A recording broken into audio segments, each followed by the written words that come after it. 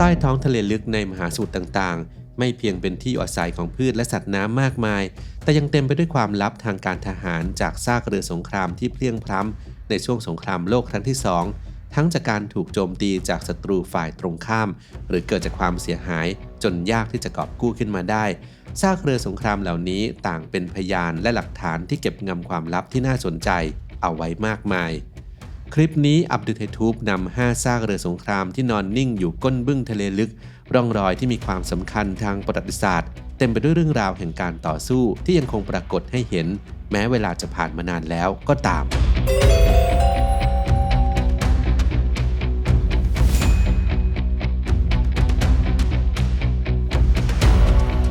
1. USS Samuel B. Robert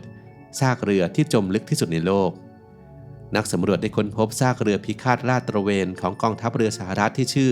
USS Samuel B. Roberts หรือที่รู้จักกันในชื่อ Sammy B ซึ่งจมลงในระหว่างการรบทางทะเลที่ใหญ่ที่สุดในสงครามโลกครั้งที่2ตั้งแต่เมื่อเกือบ80 ปีก่อนซึ่งสิ่งที่น่าตื่นเต้นยิ่งกว่าการค้นพบซากเรือรบคือระดับความลึกของซากเรือที่อยู่ลึกลงไปในทะเลฟิลิปปินส์ใกล้เกาะซามาถึง 6,985 เมตรทำให้กลายเป็นซากเรือที่ถูกค้นพบในระดับที่ลึกที่สุดในโลกโดยเรือลำนี้แตกออกเป็น2ชิ้นและอยู่ห่างจากกัน10 เมตรก่อนหน้านี้เจ้าของสถิติเรือรบที่จมอยู่ใต้น้ำที่ลึกที่สุดคือ USS Johnston ที่ถูกค้นพบที่ความลึก 6,218 เมตรโดยเรือรบทั้ง2 ลำปฏิบัติภารกิจร่วมกันในยุทธการ Battle of Samar ในปี 1944 Sammy B เป็นกำลังสำคัญในการยุทธการกลางทะเลครั้งนั้นยิงตอร์ปิโดใส่เรือรบของญี่ปุ่นและสามารถยิงโต้ตอบกับเรือญี่ปุ่นลำอื่นได้นานกว่า1 ชั่วโมงจนกระสุนหมดส่วนสาเหตุที่ Sammy B อับปางลงนั้นก็เป็นเพราะถูกเรือรบญี่ปุ่นยิงด้วยกระสุนขนาด12 นิ้วใส่ที่ท้ายเรือจำนวน3 ลูกจนเกิดรอยรั่วขนาด12 เมตรส่งผลให้น้ำทะเลทะลักเข้าท่วมห้องเครื่องยนต์และจมลงสู่ก้นทะเลในระดับที่ลึกที่สุดเท่าที่เคยมีมา 2. คาสรูเรือที่อาจใช้ขนห้องอำพันธ์ที่หายสาบสูญในปี 1998 มีการค้นพบซากเรือรบเยอรมันชื่อคาสรูที่จมสู่ก้นทะเลบอลติกในช่วงสงครามโลกครั้งที่2หลังจากมีความพยายามค้นหาต่อเนื่องกันมานานกว่า1 ปีโดยสาเหตุที่ทำให้เรือลาดตระเวนลำนี้เป็นที่สนใจก็เพราะมีความสำคัญทางประวัติศาสตร์และอาจเกี่ยวข้องกับห้องอำพันธ์ที่สูญหายไปในสงครามโลกครั้งที่2ทีมดำน้ำชาวโปแลนด์สามารถระบุตำแหน่งของเรือลาดตระเวนคาสลูได้จากข้อมูลของชาวประมงและบันทึกทางทหารโดยชาวประมงรายงานว่าอวนดักปลาได้ไปติดกับเครื่องยนต์บางอย่างจึงนำตำแหน่งใต้น้ำที่มีการรายงานไปเปรียบเทียบกับตำแหน่งของเรือที่ถูกเครื่องบินรบโซเวียตโจมตีตามบันทึกทางทหารและในที่สุดก็พบเรือลาดตระเวนลำนี้จมอยู่ที่ระดับความลึก88 เมตรจากผิวน้ำของทะเลบอลติกซึ่งยืนยันตัวตนของเรือได้จากรูปทรงหัวเรือที่เป็นเอกลักษณ์เฉพาะตัวของมันการสำรวจที่เป็นไปอย่างยากลำบากเพราะการต้องดำน้ำลึกทีมนักดำน้ำจึงเน้นไปที่การถ่ายภาพและวิดีโอซึ่งทำให้เห็นว่าซากเรือมีความสมบูรณ์รวมถึงยานพาหนะทางทหารและหีบจำนวนหลายใบบนเรือก็ยังอยู่ในสภาพเดิมนักประวัติศาสตร์หลายคนเชื่อว่าหีบจำนวนมากเหล่านี้อาจใช้บรรจุชิ้นส่วนของห้องอำพันธ์อันโด่งดังมูลค่ามหาศาลซึ่งเป็นห้องที่ตกแต่งอย่างวิจิตรงดงามของพระราชวังแคทเธอรีนของรัสเซียที่ทหารเยอรมันปล้นไปในช่วงสงครามโลกครั้งที่2และไม่มีใครได้รู้ชะตากรรมของอำพันธ์ที่ถูกปล้นมาจากห้องดังกล่าวอีกเลยอย่างไรก็ตามยังไม่แน่ชัดว่าจะสามารถนำสิ่งของต้องสงสัยออกมาตรวจพิสูจน์ได้เมื่อใดแต่การค้นพบซากเรือคาสรูนำมาซึ่งความหวังในการค้นหาห้องอำพันธ์ที่สูญหายไปอย่างไร้ร่องรอยตั้งแต่ปี 1945 ซึ่งทีมงานสำรวจกำลังทำการศึกษาและตรวจสอบอย่างละเอียดเพื่อคลี่คลายปริศนาของห้องอำพันธ์ให้ได้ในที่สุด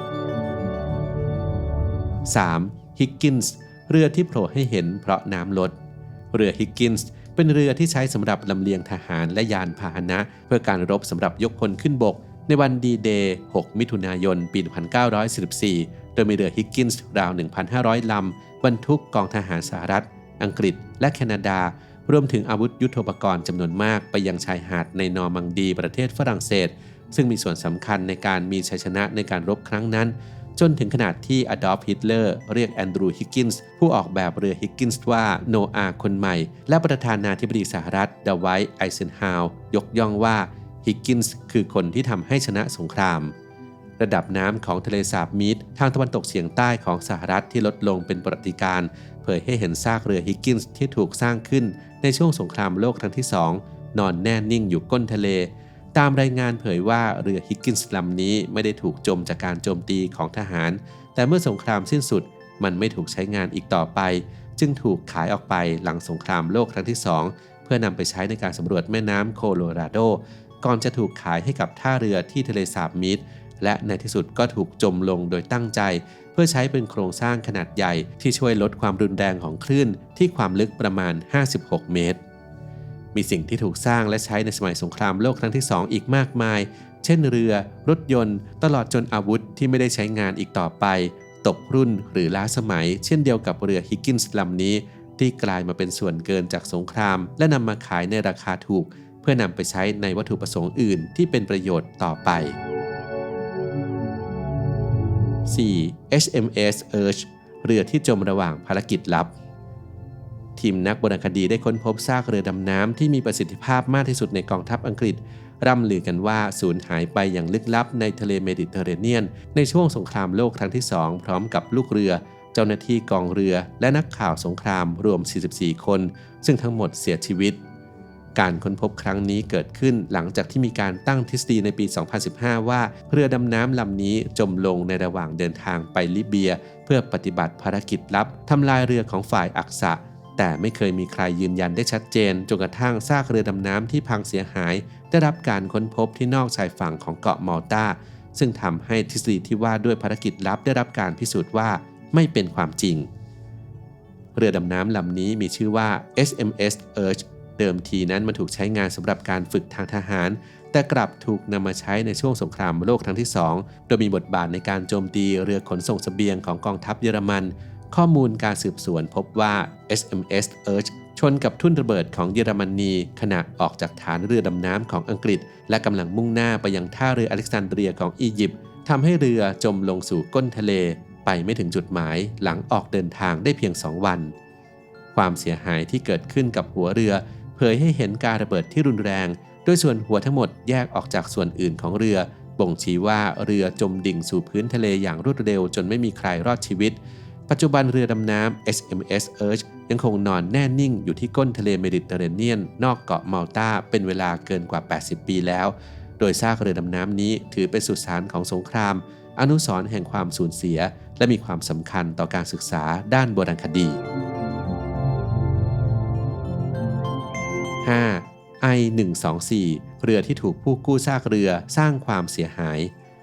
โดยปกติแล้วหากมีผู้เสียชีวิตจากการจมลงของเรือรบซากเรือจะถือเป็นสุสานทางทะเลและได้รับการคุ้มครองตามกฎหมายของแต่ละประเทศซึ่งรวมถึงประเทศญี่ปุ่นที่มีการคุ้มครองซากเรือดำน้ำ I-124 ที่จมลงสู่ก้นทะเล